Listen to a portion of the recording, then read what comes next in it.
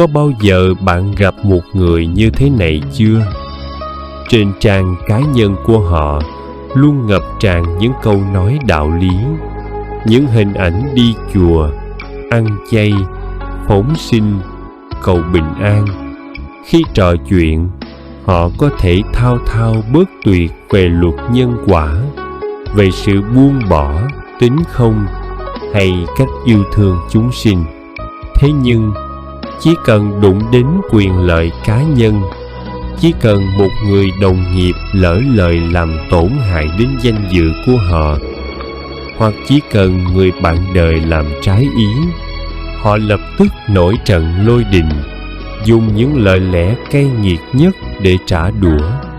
Chúng ta đang sống trong một thời đại mà triết lý Phật Pháp và các phương pháp chữa lành có thể dễ dàng tìm thấy ở bất cứ đâu, từ một video ngắn trên TikTok cho đến một bài viết trên Facebook. Rất nhiều người trong chúng ta đang rơi vào một cái bẫy tâm lý cực kỳ tinh vi, cơn nghiện của sự thanh cao. Chúng ta đọc nhiều sách, thuộc nhiều câu kinh, rồi lầm tưởng rằng cái kiến thức nằm trên trang sách đó đã trở thành đạo đức của chính mình. Ta dùng triết lý để đi phán xét, soi mói lỗi lầm của người khác, nhưng lại vô cùng dung túng cho những thói hư tật xấu của bản thân. Nhà Phật gọi đây là trạng thái khẩu đầu thiền, nghĩa là tu trên đầu môi chót lưỡi. Bạn đang mặc một chiếc áo choàng thanh cao của người tu hành, nhưng bên trong vẫn ôm giữ nguyên vẹn một bản ngã phình to, đầy ích kỷ, tham lam và kiêu ngạo. Để hiểu rõ khoảng cách nghiệt ngã giữa hiểu đạo lý và chứng đạo thực tế, chúng ta hãy cùng lắng nghe một giai thoại thiền môn kinh điển về Đại Văn Hào Tô Đông Pha và vị thiền sư Phật Ấn vào thời nhà Tống. Tô Đông Pha là một học giả thiên tài, đồng thời cũng là một cư sĩ Phật giáo có sự hiểu biết cực kỳ sâu sắc về giáo lý. Ông ở bờ sông bên này, còn thiền sư Phật Ấn tu tập ở ngôi chùa bên kia sông. Một ngày nọ, sau khi ngồi thiền, Tô Đông Pha cảm thấy tâm trí mình vô cùng thanh tịnh, liền ngẫu hứng viết một bài thơ tứ tuyệt để ca ngợi cảnh giới tu hành của mình. Trong đó có 2 câu nổi tiếng: bát phong suy bất động, đoan tọa tự kim liên. Dịch nghĩa: 8 ngọn gió đời thổi không lay động, tâm đã vững vàng ngồi yên trên tòa sen báu. 8 ngọn gió đời ở đây chính là khen, chê, vinh, nhục, lợi, suy, khổ, lạc. 8 thứ có thể làm lay động tâm can của một con người. Tô Đông Pha vô cùng đắc ý, bèn sai gia nhân chèo thuyền qua sông, mang bài thơ sang tặng thiền sư Phật Ấn để khoe khoang chứng đắc. Thiền sư Phật Ấn xem xong, không nói không rằng, liền cầm bút phê thẳng 2 chữ vào mặt sau bài thơ: phóng thí, nghĩa là rắm thối, rồi bảo gia nhân mang về. Khi Tô Đông Pha nhận lại bài thơ, nhìn thấy 2 chữ lăng mạ thô tục đó, ông lập tức nổi trận lôi đình, không thể chịu đựng được sự sỉ nhục này. Ông lập tức lên thuyền, đùng đùng sát khí chèo sang sông để hỏi tội thiền sư. Vừa bước đến cửa chùa, đã thấy thiền sư Phật Ấn đứng đợi sẵn, mỉm cười nói lớn: hay cho câu 8 gió thổi không động, vậy mà chỉ mới một cái phóng thí của ta đã thổi bay ông đại quan qua tới bên này sông rồi.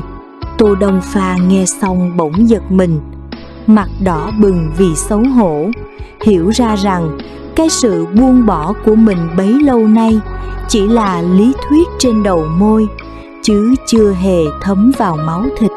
Đức Phật dạy rằng, trong các loại chướng ngại trên con đường tu tập, có một thứ chướng ngại cực kỳ đáng sợ mang tên sở tri chướng, tức là sự chấp trước vào những gì mình biết. Khi bạn biết quá nhiều triết lý, bộ não của bạn sẽ tự động xây dựng một vỏ bọc hoàn hảo cho bản ngã. Bạn nghĩ mình hiểu về vô ngã thì bạn đã hết ích kỷ. Bạn nghĩ mình hiểu về từ bi thì bạn đã biết yêu thương. Nhưng thực chất, đó chỉ là ảo tưởng của tâm thức. Kinh Pháp Cú có câu: như con bò chăn giữ, đếm bò cho người khác. Người tụng nhiều kinh văn mà không hành trì theo, không có phận sa môn. Người chỉ biết nói đạo lý mà không thực hành, giống như một người nghèo suốt ngày đi đếm tiền hộ cho nhà giàu. Đếm bao nhiêu tiền đi chăng nữa thì túi mình vẫn trống rỗng. Nguy hiểm hơn, việc tu giả dùng hình thức tâm linh để che đậy tâm địa xấu xa sẽ tạo ra một loại ác nghiệp rất nặng, gọi là nghiệp vô minh dẫn dắt. Bạn đi chùa khấn vái, cúng dường, nhưng về nhà lại đối xử tệ bạc với cha mẹ, lừa lọc đối tác, hãm hại đồng nghiệp. Bạn nghĩ rằng mình có thể dùng tiền bạc, dùng vài câu niệm Phật để mua chuộc thần thánh, xóa nhòa đi nhân quả dữ mà mình đã gieo. Đó là sự xúc phạm lớn nhất đối với chánh pháp. Luật nhân quả vận hành dựa trên động cơ thực tế của tâm, ý nghiệp, chứ không vận hành dựa trên những lời nói hay nghi lễ bên ngoài của bạn. Để không biến mình thành một phiên bản Tô Đông Pha thời hiện đại, nhà Phật hướng chúng ta đến việc hành trì thực tế. Tu hành không phải là ngồi thiền bao nhiêu tiếng, đi bao nhiêu ngôi chùa, mà là cách bạn phản ứng trước 3 bài kiểm tra khắc nghiệt của cuộc đời hàng ngày. Bài kiểm tra số 1: đối diện với sự chê bai và nhục mạ. Khi có ai đó chỉ trích bạn, nói xấu bạn, thay vì lập tức xù lông nhím để cãi vã, hãy dừng lại và tự hỏi tâm sân của mình đang ở đâu. Nếu bạn có thể mỉm cười, im lặng và bao dung cho họ, đó mới là lúc bạn thực sự chứng đắc cái gọi là tám gió thổi không đồng. Bài kiểm tra số 2: đối diện với lợi ích và tiền bạc. Khi đứng trước một cơ hội kiếm được nhiều tiền, nhưng phải đánh đổi bằng sự dối trá, làm tổn hại đến người khác, bạn có dám từ bỏ không? Sự buông bỏ đích thực phải được chứng minh bằng việc bạn buông được lòng tham trước những miếng mồi vật chất của thế gian, chứ không phải là buông bỏ lời nói suông. Bài kiểm tra số 3: đối diện với người khó tính nhất trong nhà. Nơi tu tập tốt nhất không phải là thiền viện trên núi cao, mà chính là ngôi nhà của bạn. Bạn có thể dịu dàng, bao dung với những lỗi lầm của người chồng, người vợ hay đứa con bướng bỉnh của mình không? Nếu bạn không thể mang lại bình an cho những người chung sống dưới một mái nhà, thì mọi lời đạo lý bạn nói ngoài xã hội đều vô giá trị. Các bạn thân mến, tu hành là một hành trình cô độc và trung thực nhất của một đời người, bởi vì bạn có thể lừa dối được cả thế giới bằng vẻ bề ngoài thanh cao, nhưng bạn tuyệt đối không thể lừa dối được luật nhân quả và chính lương tâm của mình. Đừng biến triết lý Phật Pháp thành một thứ trang sức để làm đẹp cho bản ngã.